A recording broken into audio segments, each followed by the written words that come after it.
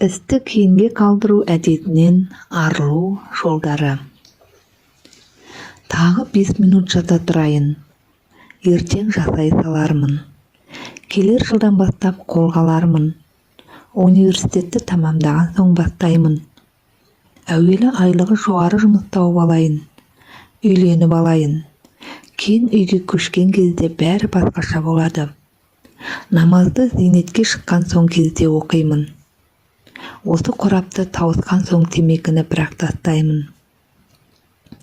Мына тамақты жеп алайын, сосын диета ұстауды бастармын деген сөздер өте жиі еститін бәрімізге таныс сылтаулар.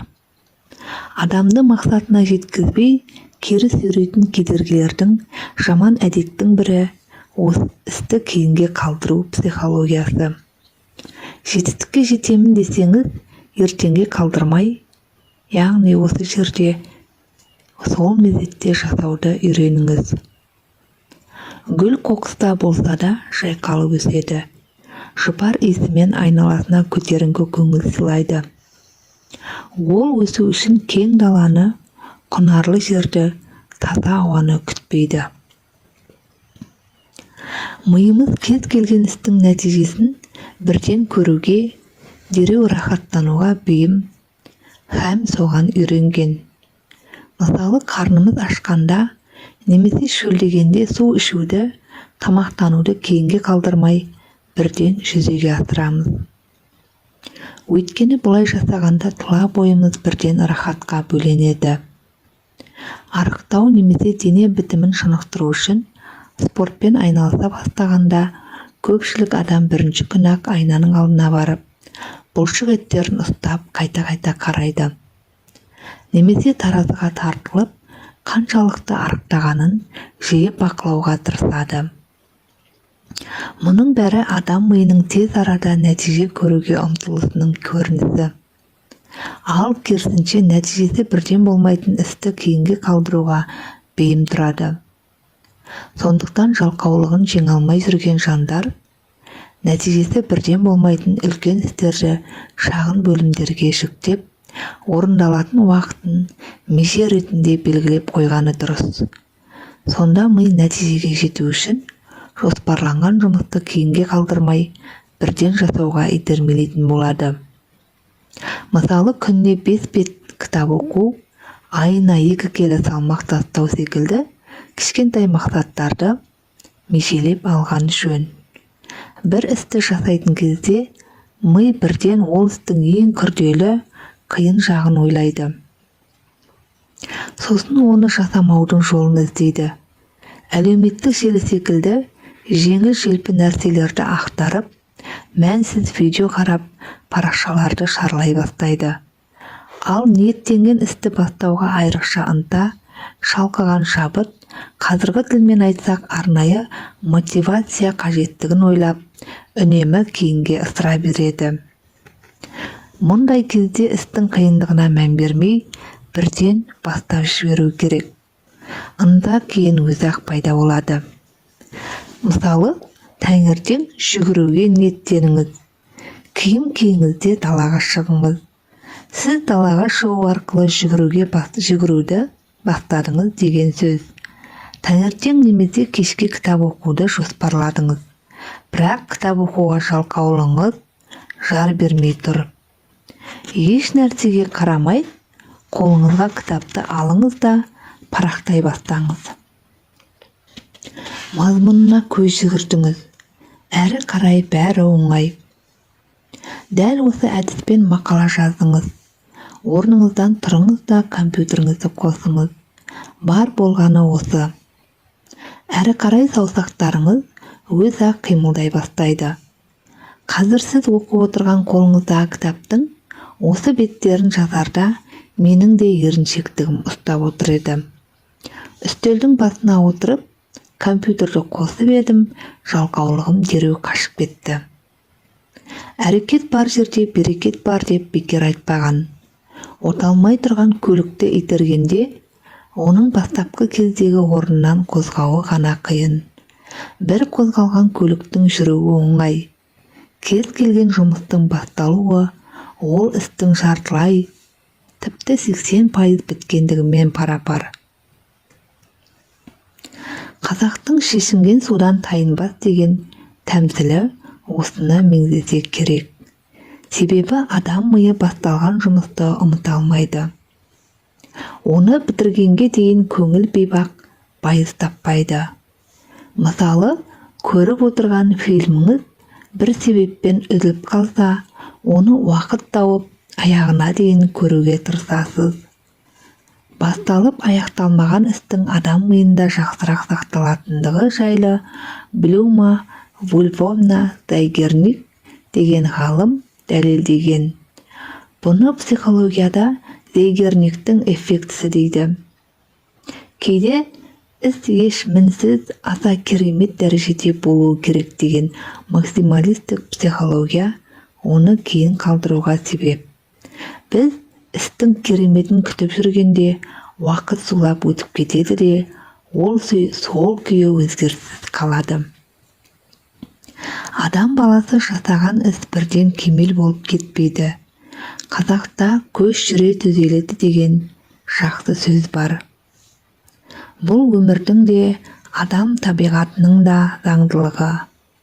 Әлемде жетістікке жеткен тұлғалар өмірін зерттегенде, олардың қай-қайсысы да жетістікке бірден қол жеткізбегенін аңғарамыз.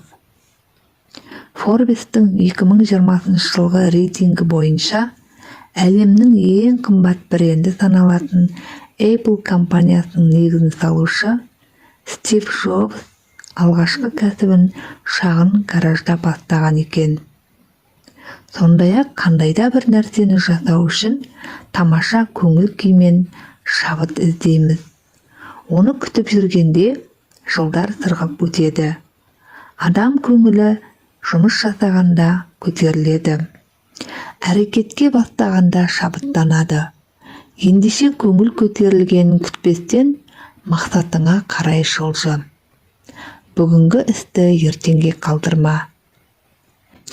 Кейде идеалды жоспар мен мінсіз ұйымдастыруды елестетеміз де, ниеттенген жұмысымызды ойдағыдай атқара алмай қалсақ, қолды бір сілтеп, босаңсып, тізгінді жібере саламыз. Жайбарақаттыққа салынып кетеміз. Бұл қате. Ойдағының біреуі болмай қалды деп, қалған істі бүтіндей тастай салуға, уыстан түгелдей шығаруға болмайды. Қандайда бір істің тек кемелдігін, эмоциялық тұрғыдан ең күшті күйіңді күтпей, мүмкіндігінше жасай беру керек. Нәпсі бізге ешқашан жата бер, ұйықта, мына істі жасама деп бұйрық бермейді. Көбінесе 5 минут жата тұр, біраздан кейін баста деген секілді ұсақ ойлар арқылы шырмайды. Бойдағы жалқаулық осындай сөздерден кейін істі кейінге шегере береді. 5 минут жата тұрайын деген кісі бірнеше сағат ұйықтап қалады. Аздан кейін істі бастаймын деген адам көп уақытын босқа өткізіп алады. Мұндайдан сақтану үшін 5 санын кері қарай санап, 0 дегенде істі бастап жіберу керек. Өйткені 0-ден кейін басқа сан жоқ. Адам еріксіз әрекетке барады. Ойлаған ісіңді уақытында жасамай, кейінге ысырған жағдайда, ол іс миыңыздың бір шетінде сақталып тұра береді. Жасауым керек еді деген ойлар жиналып, қалған қоқыс секілді сені үздіксіз мазалап тұрады. Ойың жасалмай қалған іске үнемі бөліне бергендіктен, өзіңе көңілің толмай, жеңілген адамның күйін кешесің. Кейінге қалдырылған жұмыстар басқа істерді ынта қойып, беріліп жасауға кедергі келтіріп, ойыңды, күш-жігеріңді шашыратып жібереді.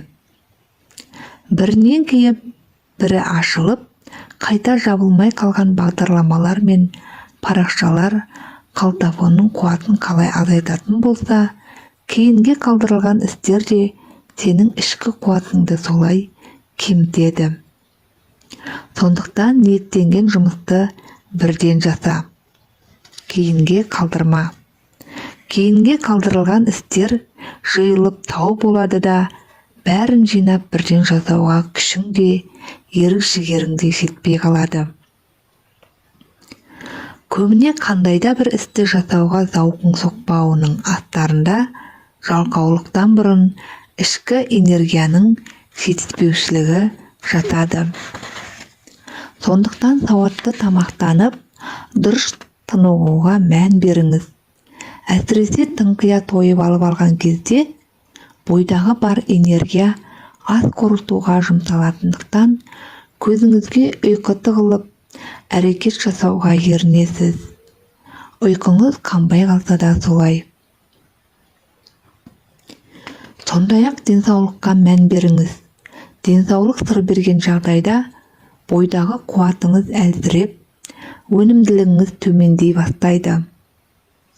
Кем дегенде 6 айда, ең болмаса жылына бір рет толық анализ тапсырып, дәрігерлік қадағалаудан өтіңіз.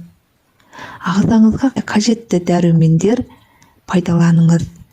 Қандайда бір ауру пайда болса, арнайы уақыт бөліп, сауатты емделуге тырысыңыз. Денсаулыққа ат үсті қарамаңыз.